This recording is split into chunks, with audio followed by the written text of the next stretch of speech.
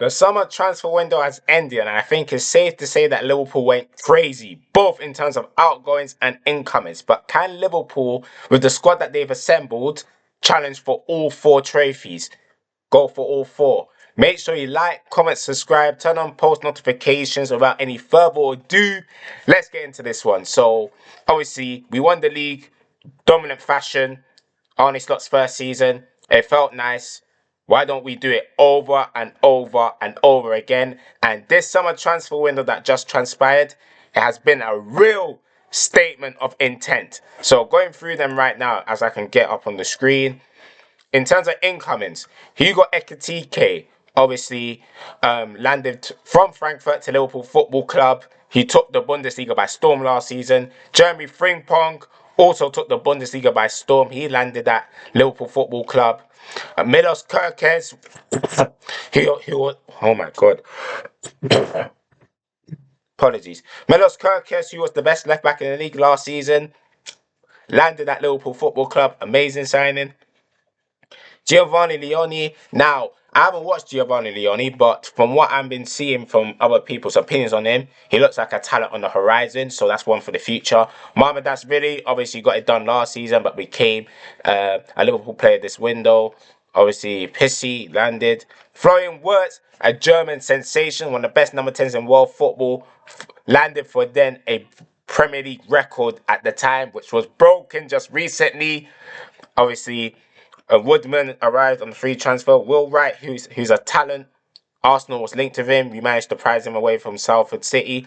And the big one, Alexander Isak. The long transfer saga draws to a close as we finally landed our primary target for £125 million, from what I'm hearing, which is a Premier League record fee. And he's worth every single bit of that money. So, yeah, that's in terms of the incomings. Let's touch on the outgoings now. Obviously, Trent Alexander-Arnold left to Real Madrid. Owen Beck loaned to Derby County. Balagzi went to Forest Green. Cornes contract expired. Harvey Davis, Crawley, Luis Diaz, one of our key components for last season's Premier League title triumph. He went to Bayern Munich for over £60 million. Ben Doak got transferred to Bournemouth for like £25 million, if I'm not mistaken. Harvey Elliott, I have a lot of time for Harvey Elliott. He's out on loan to Aston Villa. Hopefully he smashes it there. Lots of loan deals. Darwin Núñez went to Al Hilal in Saudi. Nathaniel Phillips, never forget Nat Phillips's shift in the 2020-21 season to push us into the Champions League places. He left for West Brom. Jarrell Kwanzaa, a talented defender, went to Bayern Leverkusen with a buyback clause, if I'm not mistaken. Kostas Tsimikas, got a lot of time for Kostas Tsimikas, went on loan to Roma. Hopefully he smashes his there. And yeah, man, that was the outgoings of our summer transfer window, man. So in terms of incoming, like we spent over 400 million in terms of incomings. In terms of outgoings, we raised well over 200 plus million pounds. So the net spend is looking pretty good. You understand? So I generally do believe we have the squad to challenge for all four trophies because we have 2 to 3 players fighting for each position all over the pitch. Even Sobozlai is putting in the shift as a right back. He's been one of our best players so far this season. You got the likes of Bajcetic that's in the club trying to fight for his place. Endo's still here. Gravenberch, McAllister's still here. Curtis Jones is still here. So the midfield depth is looking comfy. In terms of the attack, oh boy, you got Ekitike, we got Alexander Isak, we got Mo Salah, we got Gakpo, we got Rio Engamoa. Never forget that special moment at St James's Park, Florian Wirtz, and in the 10, rotating with Szoboszlai. That Szoboszlai's gonna be one of those utility players that plays in positions, different positions, and still puts up 6, 7s out of 10s, which we need in the side.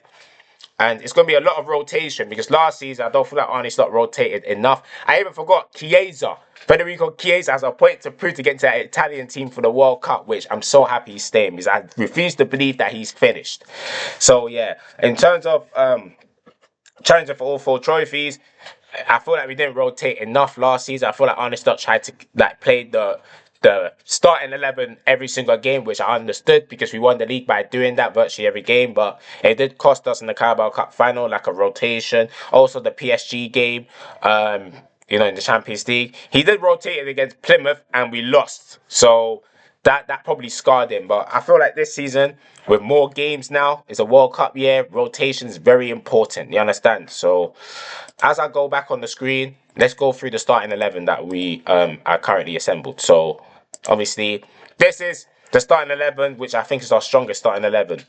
But obviously, Sabosai can replace Frank Pong at right back in it. So that one's Uman and Arin. But obviously, in goal, Allison, the back four, Frimpong, Kirkes, Van Dijk, Konate, Standard, Gravenberch, McAllister, midfield, and the front four speaks for itself.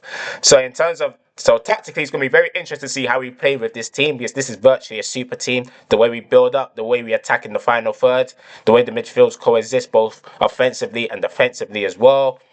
But there's no doubt that this 11, to me, the Premier League might just be a write-off. It might just be a write-off for all the other teams, because I can't see us not retaining the Premier League title. I genuinely can't. I'm not getting cocky. I'm not getting arrogance. I have full confidence in the manager and the team that we can get over the line. The mentality is locked in.